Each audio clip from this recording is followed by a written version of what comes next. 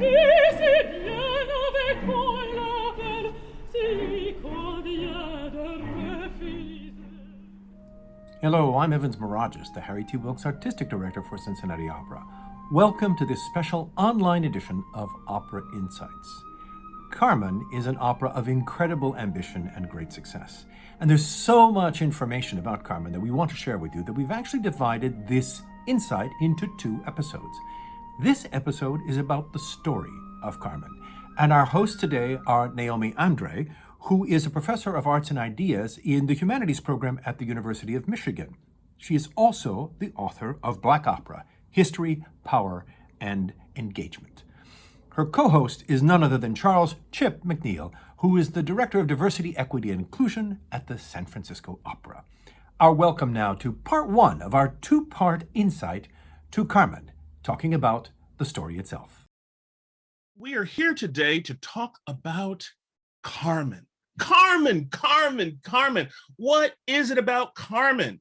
This is an interesting and most amazing opera, and we're going to get to learn much more about it. You are so right. And what is it about Carmen that's made it such an enduring classic? Is it the music? Is it the story? Is it its controversial, risque main character? I think it might be all of that, because Carmen is frequently just understood as a story about a doomed love affair. But there is a whole lot more to that. You're so right, because this opera has lots of contradictions, and yet it's popular. And even though it was written over 150 years ago, it's still being done today all over the world.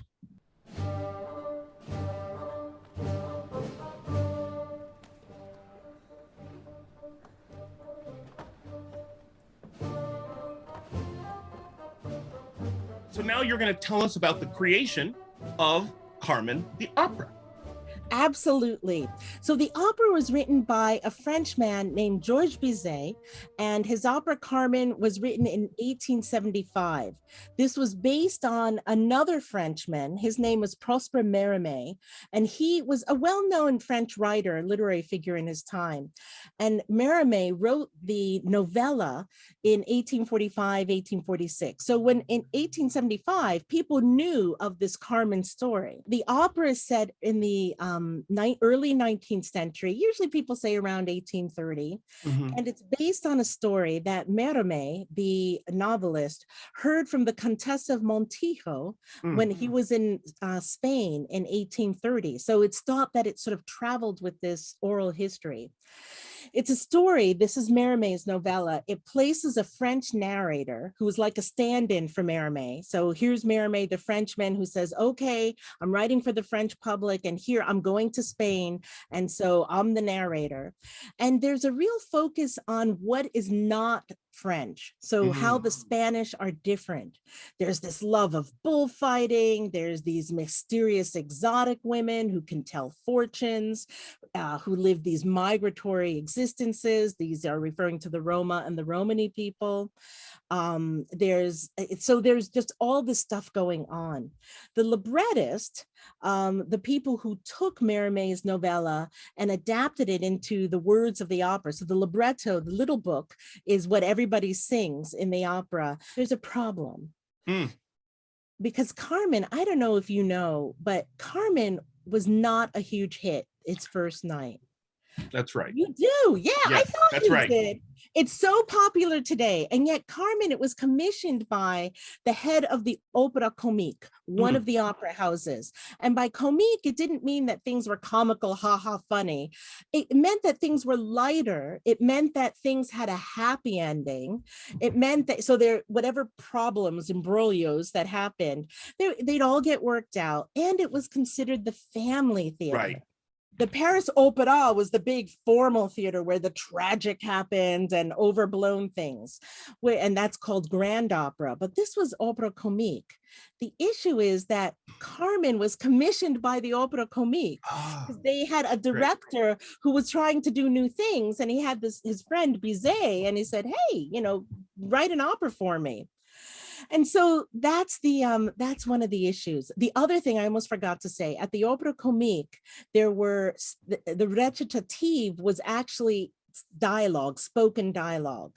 So it wasn't sung throughout. There'd be a big musical number, then they'd talk, talk, talk, then a big musical number.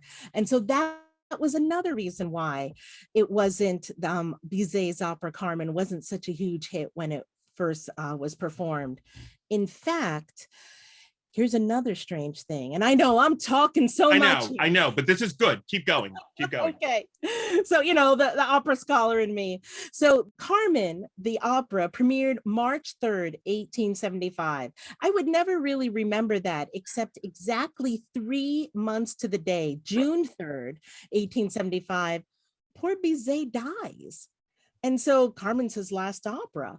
And he was pretty young, and this is a terrible thing. Now, Carmen, when it was first performed, I said it wasn't such a huge hit at the Opera Comique.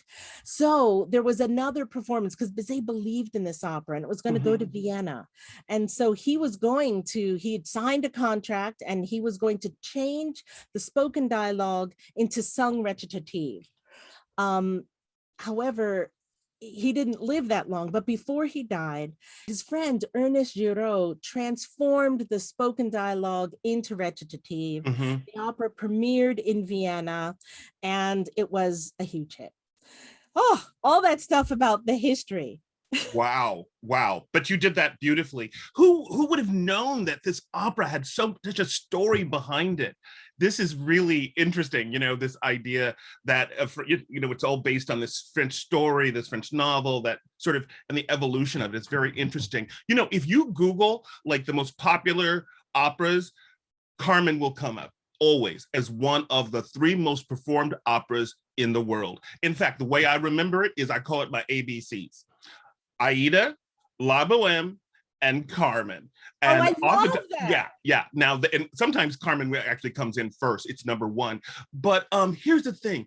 I now am beginning to understand like this story and how it generated. But what a sad thing to be. Can you imagine writing like one of the greatest operas of all time and then you die before it's like a hit? I know. That is so sad. You sort of hope from the afterlife. He's saying, "Oh, yay!" It's like that's just most sad. popular opera. Oh my God! Oh goodness! I like this idea of the added recitative because it then becomes like a hybrid, right? And then I guess they thought it was going to be more family friendly. Is that it? So that was the original intent when, it was part of the understood agreement. If you're writing for the Opera Comique, then you've got to make it family friendly. And in fact, in the beginning, when Bizet said, I want to do Carmen, people knew the Mermaid. They're like, right. Really? And Bizet and the librettist, they said, oh yeah, we'll adapt it. We'll make it friendly. So that's actually where Micaela comes from. Oh, so that's why that character was added, because she was this wonderful, sweet, innocent character who represented, the best values, right? Absolutely. We need her for the Opera Comique, the original audience. Wow, that makes a lot of sense. Okay, we've started to understand the story and where it comes from and the origin. But before we move on to the larger issues of reception, let's spend some time outlining the story itself, the narrative plot of Carmen. Oh, okay. Heaven. Right? What is the story? If I gotta let you know, I am horrible without plots. Can you break it down for us? Okay, I'm gonna give you my version of the story of Carmen. Okay, first it takes place in the 19th century. If for those of you who are like me who can't always remember what 19th century is, it's sometime in the 1800s, right? 19th century, 1800s, and as she said, something about early 1900s, around 1830. So this setting takes place in a big square. You're in Spain, in Seville, Spain, in a big square. Now there's a cigarette factory on one side and a police guard station on the other side. And of course, as you might imagine, there are lots of police and guards around on one side, and there are lots of factory workers, it's a cigarette factory on the other side. So this one afternoon, all the cigarette workers come out on a break and they're hanging out. And of Carmen is like, she's like Miss she's like a very special woman. She's like sexy, she's fun, she's frivolous. And so, yeah, and so she's like in a mood, who knows where her mood is coming from, but she decides, she sees Don Jose, this beautiful, this handsome police guard not far by. And so she decides that she's gonna sing a song because she's trying to get his attention. Of course, Carmen loves attention anyway. So she decides she's going to perform for him. So she actually sings one of the most famous songs in the opera, the Habanera song, which is about this wild bird, this rebellious child. And she's singing and she's flirting with Don Jose. In fact, I'm going to call Don Jose DJ because that's just an easier way to do it. So she's flirting with DJ. And of course, DJ's trying not to like pay attention too much because he's just trying to be chill because after all, he has a girlfriend, Micaela. Okay, but nobody knows this yet. So he's just like, I got a girlfriend, I need to just be chill. But Carmen is like dancing and singing, flirting, and finally she just makes one final play and she throws a rose at his feet. Boom, flower, red flower, right at his feet. Like, I want you. Yes, I'm so glad you mentioned the flower because that flower is so important. Every production will either have a flower or something like a flower. So just hold on for the flower. It's gonna come back. Later on, another scene where all the workers come out on a break, and Carmen, because she's a hothead, gets into a fight with another factory worker. Well, wouldn't you know it, Carmen gets arrested and taken to the guardhouse. Now, here's the thing, this is why it's opera. Who becomes the person who is her jailer? Who is her guard? It is DJ, the very guard that she was attracted to and she'd been flirting with. So Carmen is like, she's in jail and DJ's her guard. And so Carmen she's like, okay, wait a minute, let me see if, I think her thoughts are, how can I use my charms to seduce this guard to see if I can get out of here, right? She's really, she believes in herself, right? So she does, she sings him a beautiful song and she's like being seductive. And DJ falls for it. DJ falls for her. And wouldn't you know it, DJ lets her go. Yes, he does. DJ lets her go. Really, DJ? No, not real life. Really, DJ? And here's the thing. Did you think there would be no consequences? They knew you were guarding her. So DJ gets in trouble for letting her go. And he actually has to go to jail himself for like 2 months because he let Carmen go. Yep. All right, so that's all act one, by the way. That's just act one. That's just act one. But second scene, all right, act two. We're now in a tavern. And in this tavern, everybody hangs out. Remember I talked about the factory workers, the guards. So you've got high class, low class workers, and everybody sort of mixes, right, in this tavern. You've got smugglers and bandits and all sort of folk. And now Carmen loves this place and she's very popular, as you might imagine. So now, like, while DJ's in jail, she's hanging out at her old haunt, and who should come up but who we get introduced to is this bullfighter, Escamillo. We need a bullfighter. When all else fails, introduce a bullfighter. Anyway, so Escamillo also sings an aria, and you love this aria, don't you? Oh, this is one of my favorites. It's the tune everybody knows. Da da da da da da da da da da. Yes, this is the one. That's right. So he is like a bullfighter. So he sees Carmen, this very, very beautiful woman who's obviously very attractive and very popular. So he begins to flirt with Carmen. But Carmen has a man, right? Her man is DJ, and he got in trouble for letting her go. So he's still in jail. So she's trying not to like give him a lot of attention, but of course he's really flirting with her. Yeah. But she at this point is really thinking about DJ a lot. Now, DJ eventually gets out of jail, right? And he comes to the tavern, and DJ's like, Carmen, I'm out of jail, and I just want you to know, I've been thinking about you the whole time. In fact, that flower you threw at me? I held onto it, girl. I held onto that flower. I smelled it every day. I thought about you. I had all these imaginations and fantasies. You are my woman. I am here. I'm back for you. And he sings this incredible aria to the flower song. We know it. It's amazing, though. It's so corny, but it actually really works. He says he loves her. He does, but Carmen is fickle. Carmen is fickle because while just as soon as they finish singing this song and having this wonderful interlude, there's a bugle that calls DJ back to work. He's got to go back to the guard. But Carmen just got DJ back because he just got out of jail. She's like, well, wait a minute, DJ, don't go. Don't leave because you love me. If you love me, you would stay. He's like, I got a job. I have a job to do. I need to go. And she's like, wait a minute. Okay, if you really loved me, you would give up your job and run away with me. Oh my God. Okay, Carmen. So he's like, you know what, Carmen, I do love you, but I got to go. I've got to go back to work. And he's a little bit frustrated with her request for him to, like abandon his job, but he does. And so he gets ready to go. But as he's getting ready to go, something happens, right? Who does he run into but Zuniga?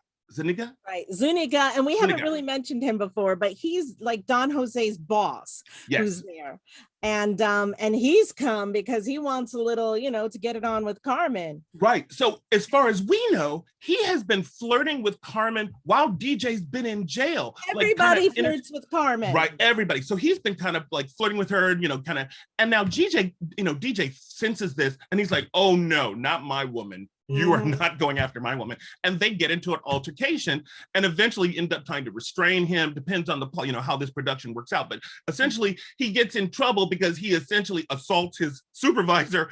And now he knows he can't go back. If he got in trouble for releasing her from jail, imagine how much trouble he'll get in for assaulting his supervisor. So now he can't return. And so Carmen actually gets her wish and they have to run away together. And join. So romantic. That's right. They have to run away together now, and they end up, joining this group of bandits in the mountains. They run off to the mountains. They have to leave town because they do because DJ cannot go back. He's in trouble. He's sort of on a version of parole from having just gotten out of jail, and So Carmen gets her wish. She gets DJ. Oops, sorry, I'm going on too long. No, you're good. You're good. I love this. So now we're in the mountains, right? So I'm telling this as fast as I can, by the way. So this is the best. Plots are hard. It's a long story, but anyway, so they're in the mountains, and you call this what do you call when they go to? You call it the bad side of town, or the other side of the tracks? The other side of the tracks. In such a way. So anyway, this is where, it's a little bit lawless, right? This is where these bandits, these wild people are hanging out because they're doing all these illicit things. And so Carmen and her friends, her gang, they're all hanging out here. And at this point, DJ has been hanging out with them, but he's not a bandit. He is not like a person who's used to living in the mountains. So he's not really all that happy, to be honest with you. And the love is kind of becoming a little strained, as you might imagine. This isn't working. No, it's not working because he doesn't really want to commit crimes. But so as all this is happening, who would show up? Now, I'm not going to tell you everything that happens in the mountains, by the way, because I'm not going to tell you every single thing that happens in the story. This is for you to find out. So I'm not telling you everything that happens blow by blow. But later on, I will say this, Micaela appears. Where you been, Micaela? So girlfriend. Yeah. Right. This is the girlfriend from town. This is the girl from back home. This is the girl from back home. Remember, she's sweet, she's lovely, she's patient. So I think she seems to have a mission. And her mission is to save DJ from this illicit life. And so she finally has figured out a way to coax him back home. So she finds him, she goes, DJ, your mother's sick. Yeah. Your mother is sick. And you need to come home and say goodbye, take care of her. Your mother needs you. Now, the truth is, we know Micaela loves him. She wants to save him from this life, as I said, but this mother, his sick mother is the perfect excuse to get DJ to return back home. And so reluctantly, he agrees, but he gives Carmen one final word and he says, girl, I'm gonna come back. I'm gonna be back. And she's like, oh, things aren't going so well. Maybe you should stay. But, fine. She's just happy for him to go back with Micaela. That's where he belongs. That's where he belongs. We're finally to the final act. We're at Act 4. Oh my gosh, this is Act 4. So now what's happened? DJ's been away taking care of his mother with Micaela, right? So you would think they're kind of getting it on, but no, he never loses his spark for Carmen. So Carmen, while DJ's been away, she actually ended up connecting with Escamillo.